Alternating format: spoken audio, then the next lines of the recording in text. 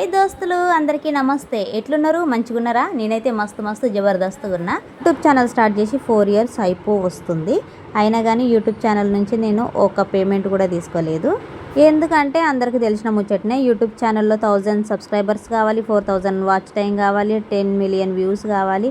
ఇవన్నీ అవుతేనే యూట్యూబ్ ఛానల్లో మనకు పేమెంట్ వస్తుంది. ఈ ముచ్చట నాకు అసలే తెలియదు. యూట్యూబ్ ఛానల్ క్రియేట్ చేసినప్పుడు యూట్యూబ్ ఛానల్ స్టార్ట్ చేసిన కానీ వీడియో షూట్ చేసుకోవడం, ఎడిట్ చేసుకోవడం ఇవన్నీ ఏం తెలియదు. అన్ని యూట్యూబ్ ఛానల్ స్టార్ట్ చేసిన తర్వాత నేను నేర్చుకున్నాను. నేను తర్వాత మధ్యలో ఎందుకు బ్రేక్ ఇచ్చావు, మరి అంత బాగానే ఉంది కదా అని మీకు డౌట్ రావచ్చు. మధ్యలో ఎందుకు బ్రేక్ ఇచ్చిన అంటే తెలుసు కదా, రాక్షసులు పీడిస్తాయి అనమాట మధ్యలో. పెళ్ళైనోళ్ళకు అంత ఈజీ కాదు. అప్పటికీ మా హస్బెండ్ సపోర్ట్ చేస్తూనే ఉండు. ఇవన్నీ కామను, ఇవన్నీ ఎదుర్కొంటేనే రేపు పొద్దున నువ్వు సక్సెస్ అవుతావు, ముందుకెళ్తావు. నేను సపోర్ట్ చేస్తున్నప్పుడు నువ్వు మంది విషయాలు ఎందుకు పట్టించుకుంటున్నావు? ఎవడో ఏదో మొరుగుతావు, నువ్వెందుకు పట్టించుకుంటున్నావు? పట్టించుకోకు, ఫ్రీగా ఉండు, యాక్టివ్గా ఉండు, నీకు నచ్చినట్టు నువ్వు ఉండు అని నాకు ఎంత సపోర్ట్ చేస్తూ ఉన్నా కానీ నేను అసలు వినిపించుకోకుండా అదే మైండ్లో పెట్టుకొని అదే బాధపడతా ఉండేదాన్ని. యూట్యూబ్ ఛానల్స్ స్టాప్ చేసిన తర్వాత చాలామంది కాల్ చేశారు, చాలామంది మెసేజెస్ చేశారు. అది ఎవరో తెలుసా? నన్ను అభిమానించే వాళ్ళు.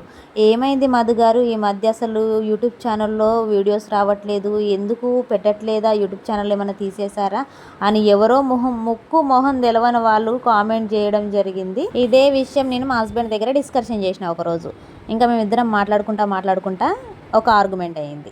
నువ్వు అన్నీ చేస్తావు, అన్నీ చేస్తా అంటావు, ముందుకు వస్తావు, దేంట్లో యాక్టివ్గా ఉండవు, అసలు నీకెందుకు? అట్లాంటప్పుడు స్టార్ట్ చేయకుండా ఉంటే అయిపోతుంది కదా.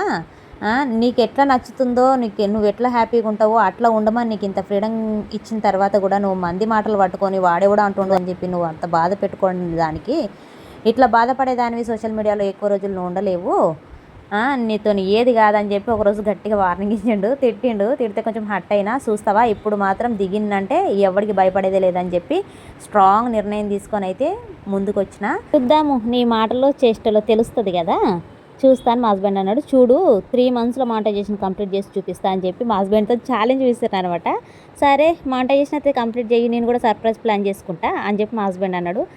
ఆ మాట ప్రకారమే నేనేం చేసిన, 2 మంత్స్లోనే మానిటైజేషన్ కంప్లీట్ చేసేసిన.